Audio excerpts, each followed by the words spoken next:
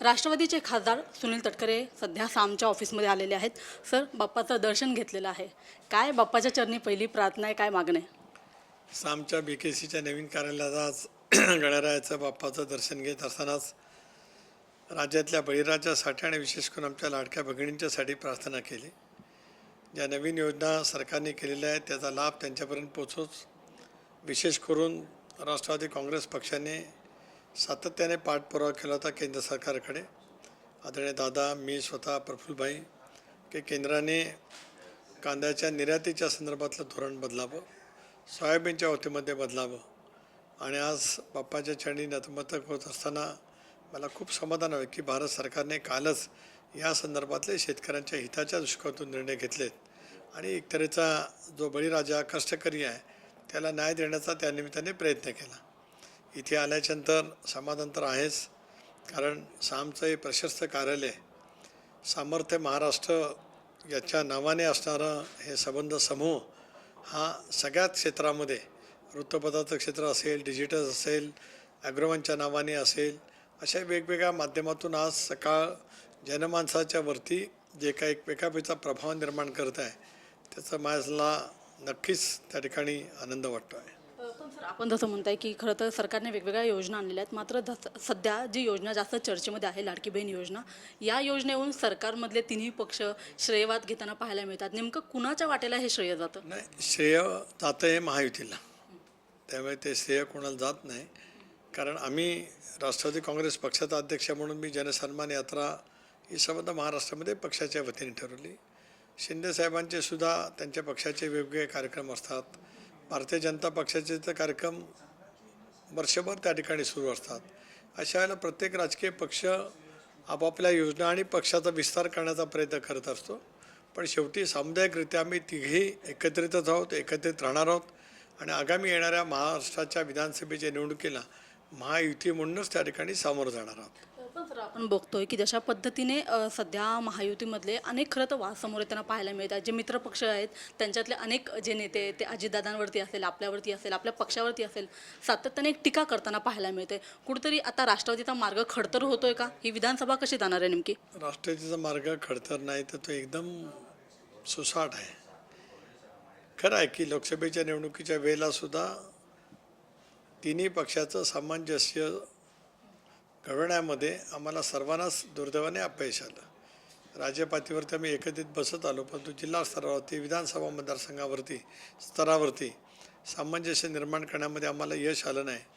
लोकसभेमध्ये जे काही विजयाचे किंवा अपयश मोठ्या प्रमाणावरती इंडियाला त्या ठिकाणी मिळालं, त्याच्यातली काही कारणं आहेत. त्याच्यातलं हे कारण आहे समन्वयाचा अभाव. आता ते आम्ही दूर करण्याचा प्रयत्न करतो आहोत, पण काही वेळेला त्या स्तरावरचे कार्यकर्ते वेगळ्या पद्धतीने बोलत असतात. परंतु आता भारतीय जनता पक्ष असेल, शिवसेना असेल आणि राष्ट्रवादी काँग्रेस पक्ष असेल, आम्ही सर्वांना संमत दिले की आता विधानसभेच्या निवडणुकासोबत जवळ आल्यात, ताकदीने एकमताने आपल्याला निवडणुकीला सामोरं जायचं आहे. त्यामुळे अशा पैकी वक्तव्य टाळलीच पाहिजेत, अशी स्वच्छपणाची भूमिका आम्ही पक्षस्तरावरती घेतलेली आहे. सर, मालवणमध्ये झालेली घटना, त्याच्यानंतर बदलापूरमध्ये झालेली घटना, त्याच्यानंतर जे मित्रपक्ष आहेत त्यांच्या प्रवक्त्याकडून येणारी जी वादग्रस्त वक्तव्य आहेत ती, अशा सगळ्या परिस्थितीमध्ये आता महायुतीला खिंडार पडते की काय, अशी एक परिस्थिती निर्माण झालेली आहे. कारण की समरजित घाडगे यांच्यासह जे भाजपचे अनेक नेते असतील किंवा मग महायुतीमधील काही आजी माजी आमदार असतील, ते सुद्धा आता महाविकास आघाडीकडे जाताना पाहायला मिळतात. तिकडे आता पक्षप्रवेश होत आहे, इन्कमिंग वाढली आहे असं म्हणतात आणि असं म्हणतात की येणाऱ्या दिवसामध्ये आमच्याकडे मेगा भरती होणार आहे. त्याच्यामुळे मग महायुतीचा जे घर आहे ते आता रिकामं होतं आहे हळूहळू. महायुतीचं घर आजही भरलेलं आहे, उद्या अधिक भरलेलं त्या ठिकाणी पाहायला मिळेल. एका दुसऱ्या व्यक्तीच्या वक्तव्यामुळे महायुतीवरती त्याचा काही परिणाम होणार नाही. आम्ही त्या बाबतीमध्ये सतर्क आहोत आणि आम्ही स्वच्छपणाची भूमिका त्या व्यक्तीच्या वक्तव्याच्या बाबतीमध्ये पक्ष म्हणून त्या ठिकाणी घेतलेली आहे. मेगा भरती वगैरे काही नाही, उलट काही दिवसांनी आपल्याला उलटा दिशेने प्रवास मोठ्या प्रमाणावरती सुरू झालेला पाहायला मिळेल. एक देखाव तयार करण्याचा प्रयत्न केला आहे, त्याचं समाधान त्यांना मिळू द्या. लोकसभेच्या निवडणुकीमध्ये यश आलं त्याच्यामुळे चंद्र हातालाच लागला, अशा आविर्भावात असणारी मंडळी मुख्यमंत्री लाडकी बहीण ही योजना झाल्यावर आणि विशेष करून शेतकऱ्यांच्या वेगवेगळ्या प्रश्नाला न्याय दिल्यावर त्यांना त्यांचं अपयश नजरेसमोर दिसायला लागलेलं आहे. अशा वेळेला त्यांच्या कार्यकर्त्यांना टिकवण्यासाठीच तशा पद्धतीची वक्तव्य त्या ठिकाणी केली जातात. खरं आहे की एका दुसऱ्या मतदारसंघामध्ये युती झाल्याच्या नंतर त्या मतदारसंघातलं काम करणारा कार्यकर्ता आता युतीमध्ये आपल्याला उमेदवारी मिळणार नाही म्हणून महाविकास आघाडीकडे जाऊ शकतो. तशात पैचं उलटंसुद्धा होणार आहे.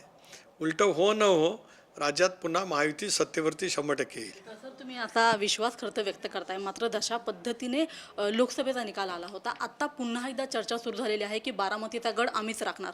बारामतीमधली जी काही लढाई सुरू होते तिकडे सगळ्यांचं खरं तर लक्ष आहे कशा पद्धतीची बारामतीची खास करून निवडणूक असणार आहे, कारण की आपले राष्ट्रीय अध्यक्ष त्याच मतदारसंघातून येतात. बारामतीची निवडणूक नेहमी सारखीच विधानसभेची एकतर्फी होईल.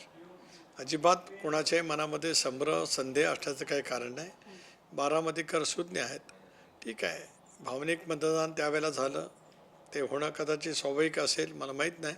परंतु यावेळच्या विधानसभेच्या निवडणुकीला गेले 35 वर्ष ज्या पद्धतीने 60 टर्म अजितदादा विधानसभेला त्या ठिकाणी निर्वाचित झालेत आणि बारामतीला आज रोल मॉडेल बनवण्यामध्ये अजितदादांचं सर्वाधिक योगदान आहे. बारामतीकर आणि महाराष्ट्र विसरत नाही. पण सातत्याने अशी चर्चा होते की अजित पवार आता बारामतीमधून लढणार नाहीत, ते मतदारसंघ बदलणार आहेत. या मग चर्चेमध्ये किती तथ्य आहे? शून्य तथ्य आहे.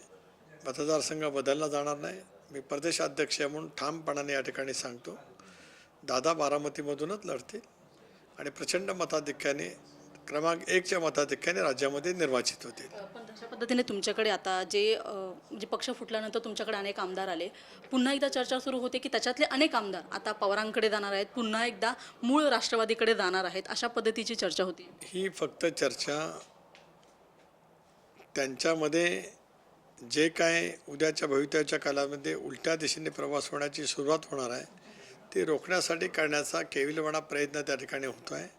राष्ट्रवादी काँग्रेस पक्षाकडे असलेले सगळे आमदार पूर्ण ताकदीने, पूर्ण क्षमतेने, विश्वासाने अजितदादांच्या सोबत आहेत. महायुतीचं जागा वाटप झालं की किती विधानसभा सदस्य पुन्हा निवडणुकीच्या रिंगणात असतील हे तुम्हाला काही दिवसामध्ये पाहायला मिळेल. लोकसभेनंतर आता विधानसभेची निवडणूक अगदी काही दिवसांवरती आलेली आहे. शेवटचाच प्रश्न आहे माझा, कशी तयारी चालली आहे विधानसभेसाठी? काही नवीन चेहरे तुमच्याकडे येणार आहेत का? किती जागा लढवणार आहात आणि मुख्यमंत्री कुणाचा असेल? निवडणुकीच्या जागा सन्मानपूर्वक आणि सायझेबल राष्ट्रवादी काँग्रेस पक्ष लढेल, शिवसेनासुद्धा लढेल आणि भारतीय जनता पक्ष आज प्रमुख राजकीय पक्ष देशातील असल्यामुळे तेही त्यांच्यामध्ये निवडणुका त्या ठिकाणी लढतील. आपल्याला पाहायला मिळेल की नवे चेहरे आमच्याकडे सुद्धा कसे असतील ते नक्की आपण पाहाल. मला विश्वास आहे की एकसंघ असताना जेवढ्या जागांच्यावरती आम्ही यश मिळवण्यामध्ये यशस्वी झालो होतो तेवढंच त्याच्या आसपास राष्ट्रवादी काँग्रेस पक्षाला दादांच्या नेतृत्वाखाली महाराष्ट्रामध्ये निश्चितपणाने यश त्या ठिकाणी मिळेल. आता आम्ही जनतेपर्यंत पोचलो आहोत. लोकसभेच्या निवडणुकीच्या वेळेला पोचण्यामध्ये विलंब झाला, समन्वयामध्ये अभाव राहिला, उमेदवार मतदारसंघ ठरवण्यामध्ये उशीर झाला. हे सगळ्या मागच्या वेळेला झालेल्या ज्या काही चुका आहेत, ज्या काही उणिवा आहेत त्या दूर करून आता महायुती सक्षमपणाने या निवडणुकीला सामोरं जात आहे. त्यामुळे मी पुन्हा एकदा सांगतो, राज्याच्या सत्तेवरती महायुती येईल आणि राष्ट्रवादी काँग्रेस पक्षसुद्धा चांगल्या संख्येने राज्याच्या सत्तेमध्ये सहभागी झालेला विधानसभेच्या यशाच्या माध्यमातून आपल्याला पाहायला मिळेल. पण मुख्यमंत्री पदासाठी दावा करणार ना? आज काही नाही. आज आम्ही सगळेजण राज्यात महायुतीचं सरकार आणण्यासाठी सज्ज झालेले आहोत. योग्य वेळेला त्या संदर्भातला निर्णय नक्कीच त्या ठिकाणी केंद्रीय नेतृत्व निश्चितपणाने घेईल. जो समन्वय आमच्यामध्ये असायला पाहता तो समन्वय नक्की त्या ठिकाणी निर्माण झाला आहे. आदरणीय मुख्यमंत्री एकनाथराव शिंदे, देवेंद्रजी, अजितदादा, बावनकुळे साहेब प्रदेशाध्यक्ष आहेत, मी प्रदेशाध्यक्ष आहे. अनेक वेळेला शिवसेनेकडून उदय सामंत, शंभूराज देसाई किंवा दादा भुसे चर्चेला असतात. आम्ही अतिशय उत्तम पद्धतीचा समन्वय करत जागा वाटपाच्या संदर्भामध्ये सुद्धा खूप मोठ्या प्रमाणावरती पुढे गेलेलो आहोत. तर आपण पाहतो आहोत की जशा पद्धतीने विधानसभा निवडणुकांची तयारी आता सुरू झालेली आहे. शरद पवार गटाकडून सातत्याने सांगितलं जातं की आमच्याकडे इन्कमिंग होणार आहे, मात्र राष्ट्रवादी काँग्रेस अजित पवार यांच्या गटामध्ये सुद्धा इन्कमिंग होणार आहे असा विश्वास जो आहे तो प्रदेशाध्यक्ष व्यक्त करताना पाहायला मिळत आहे. रुपाली बडवे, साम टीव्ही. देश विदेशातील प्रत्येक घडामोडींचे लाईव्ह अपडेट मिळवण्यासाठी आता साम टीव्हीच्या सर्व सोशल मीडिया प्लॅटफॉर्मला लाईक, फॉलो आणि सबस्क्राईब करा.